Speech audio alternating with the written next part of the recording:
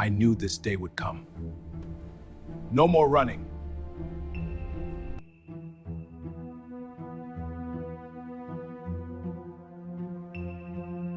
In the back streets of a fading industrial town stood Hale's classic mottos, a shrine to chrome and memory.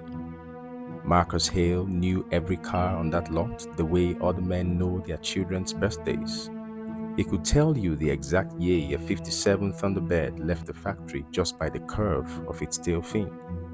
But the only thing Marcus truly loved more than those cars was Lila.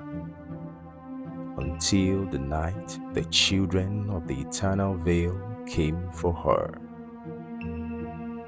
It was supposed to be a quiet anniversary dinner.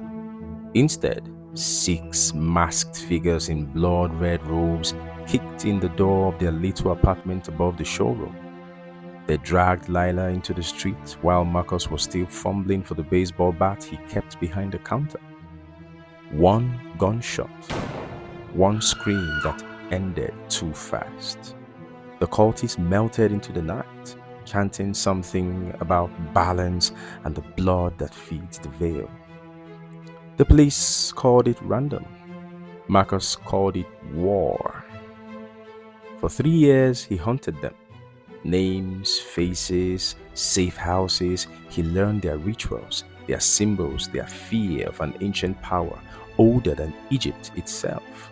And one rain-lashed midnight, in the basement of a derelict museum, he found what he was looking for: a cracked obsidian altar, and the name no scholar dared to speak aloud anymore. Sekhmet, the blood goddess, the devourer of souls. Marcus slit his palm, let his blood run into the grooves of the stone, and spoke the words carved in language that tasted like copper on his tongue. The air tore open. A lioness-headed shadow filled the room, eyes glowing like molten gold. Her voice was every scream that had ever been silenced. Sekhmet. One gift I grant the broken, cosmic awareness. You will see every thread of fate before it is woven, but every thread you cut will cost you one thread of your own. Marcus didn't hesitate. I want them to suffer the way she suffered. The goddess smiled with too many teeth. The power hit him like lightning in the spine. Suddenly, he could see, not just tomorrow, every tomorrow.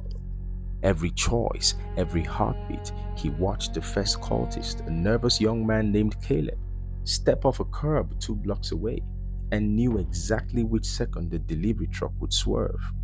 Marcus was already there, waiting in the alley. One touch, one whispered incantation.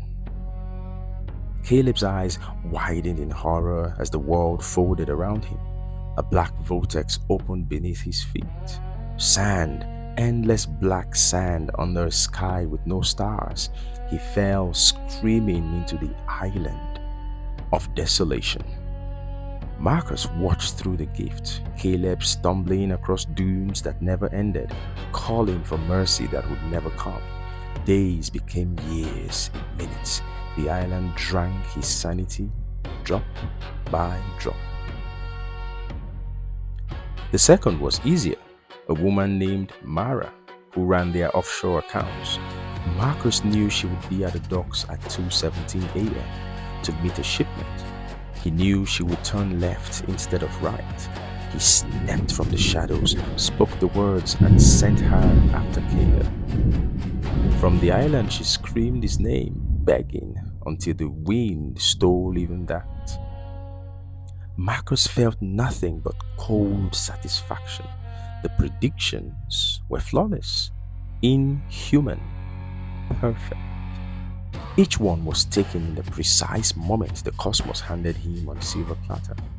He became a ghost in their nightmares, the man who always knew where they would run, what they would say, when they would finally break.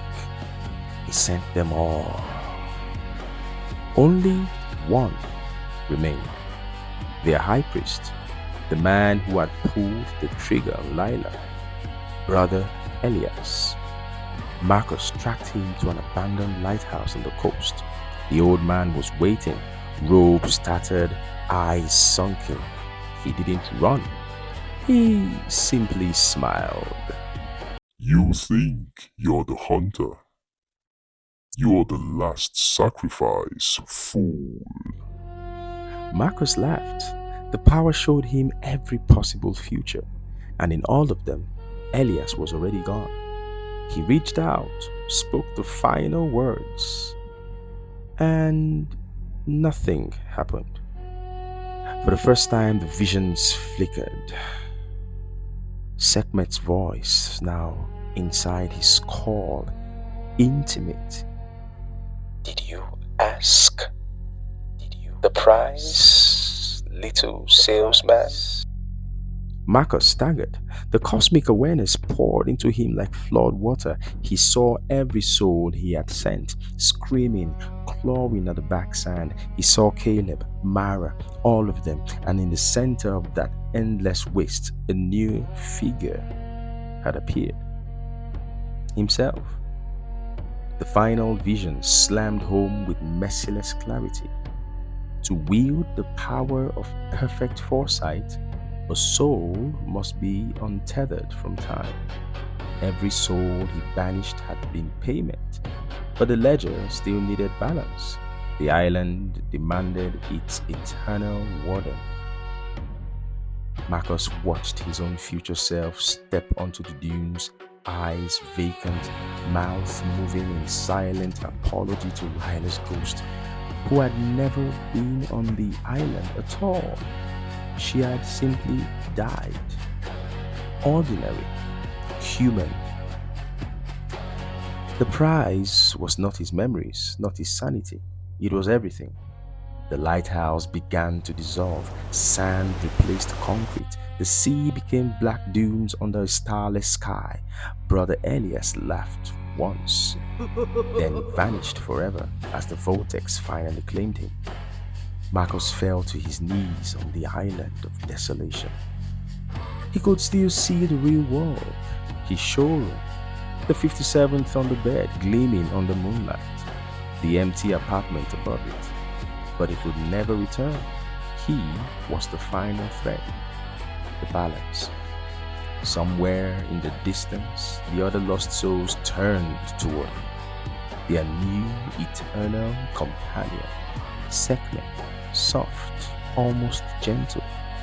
You asked if they would suffer as she suffered. Now ask yourself, are you prepared to suffer with them forever? Marcus Hale, once the finest vintage car salesman in 3 counties, opened his mouth to scream. No sound came out. Only the dunes answered.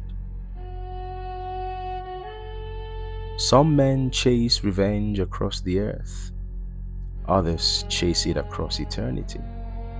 The Island of Desolation does not release its residents.